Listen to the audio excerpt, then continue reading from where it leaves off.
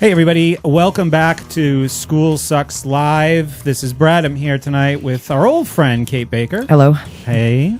Thanks for having me. Oh, my pleasure. My pleasure, Kate. And we are going to go right back to the phone. We have Renee. You know what she does for a living? She's a public school teacher. Renee, are you there? Yes, I'm here. All right. So you've been listening to our show and you want to join the conversation, which I'm excited about. What are your thoughts so far? I'm more on your side a little bit than on Kate's. Never! You're on Brett's side? Yeah, you would think because I'm a public school teacher, I'm in the system. Let's hear it, Renee. Let's hear it. So if you're just joining us, Kate has staked out a more moderate position on these issues than I have. It's not that moderate. I mean, some people think I'm pretty radical. Oh, no. I mean, like, compared to the mainstream. Compared to me, you're moderate. Mm-hmm. Compared to the mainstream, you're insane. Fine. You have the foil hat on compared to the mainstream debate on this. Totally. Okay, so, Renee, I'm glad to hear that. Go ahead.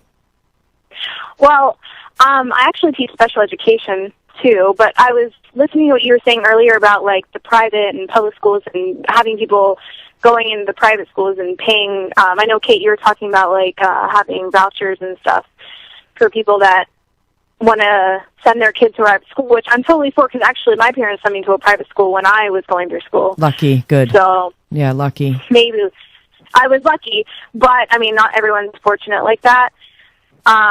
Which I'm so for. Like, if I had a kid, I would probably homeschool it before I would even send it through any kind of system. I agree.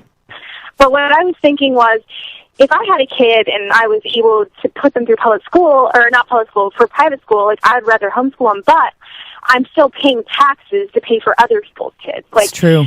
If everyone would not have to pay taxes, how many more people would put their kids even through private school or homeschool them because they wouldn't be having to pay for other people's kids? Well, and you know what? Like, somebody like me might actually just pay for other people's kids because they want to. Because there were kids that needed it or whatever, you know? Kids that are not kids, but like parents or adults that wanted to pay for the people. I mean, donations, or help out. there's Sure, always yeah, of course. welcome for that. Right. Yeah. But what I'm saying is, I mean, there's people now that donate and still pay taxes. So imagine how many people would donate if they didn't have to pay taxes. Well, a lot. And I also find that it's kind of unfair that I make more money than people that would have to pay for my children to go to school. So if somebody works really like at a job, like, I mean, say they work at McDonald's and that's their full-time job and that's their only income, then they have to pay for my children to go to school when, say I could afford it. Yeah. Right? Well, no, So it goes both ways. You know, people say that, people wouldn't help poor children to go to school. And of course they would. I mean, people would donate to help children any day of the week. But yet people that have less than others have to pay for those people. We also the wealthy also get a free ride, you know? We also have to fascinating system. That the cost of education, just like the cost of higher education, the cost of health care, is severely distorted and inflated by the fact that the government participates right, of course. in those sectors of the economy so much. I mean, look at a private school's tuition. It's probably half. Right. Or less the cost of a public school's annual per child cost. So this is a good point. This is another thing that the public school apologists do when they put you in the box where they're comfortable having the conversation. And they say, it costs $17,000 a year to educate a child in this country.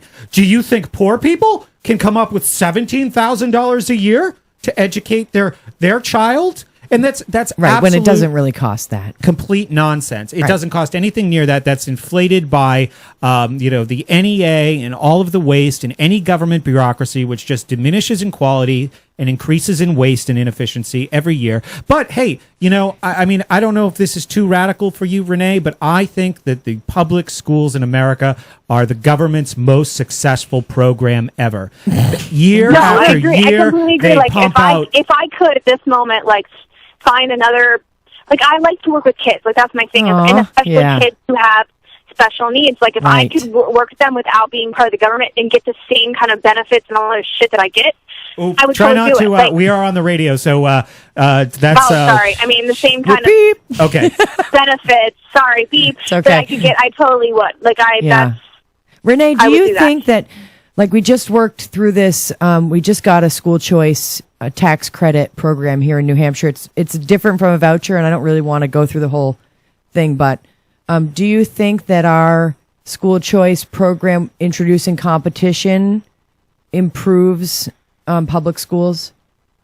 Well, any kind of competition would benefit. I mean, because And right this is now, a public school teacher, I remember Renee, you saying saying earlier tonight that the government and schools has a huge monopoly. So They do. Yeah. Okay. any kind of competition is going to benefit. Great.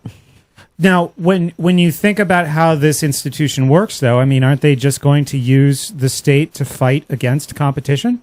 Like, I mean, aren't they just going to try? I mean, when you think about how powerful some of the interests are, isn't it? I'm not saying that it's impossible, and I'm not saying it's not worth trying, and I'm not saying it's I'd not like a to noble climb effort. mountains where the rocks come down and crash in my face, and I just keep climbing, and the rocks are coming down and they're smashing, and I'm like, I gotta do this, So yeah, I mean, it's not easy working on changing a system that's so ingrained in a culture at this point. I mean, people are so dependent on even just public schools. They're sending their children there. They're so comfortable with it. I mean, it's changing something that from when we were a kid. Oh, well, it worked okay when I was a kid, so it's okay for my kid. I mean, things like that. Those kinds of changes are very slow, I think, to happen. Yeah, and I think they have to tell so themselves Brett kind of stories. makes fun of me for doing this work, but I'm going to do it all the time. I don't care. It's different from the work that I do.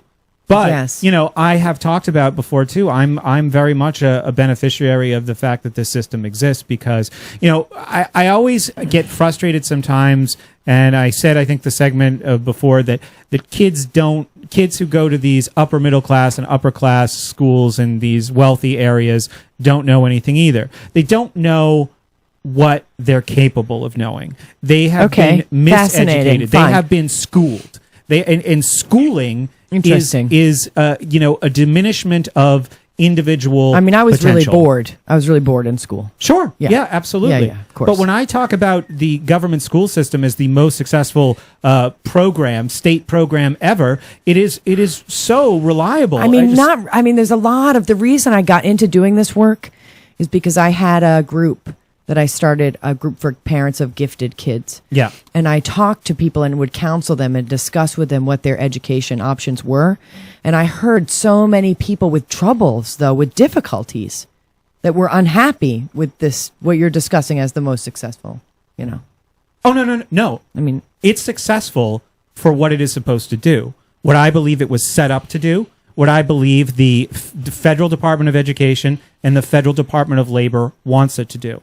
It wants to pump out people who are, I would never argue that it's good, but it's successful for what it was set up to do, which is to pump out, and what it continues to do and what they're trying to perfect it to do, which is to pump out people who are dependable because they conform and they're obedient. I mean, it kind of depends on their parents, though, don't you think, too?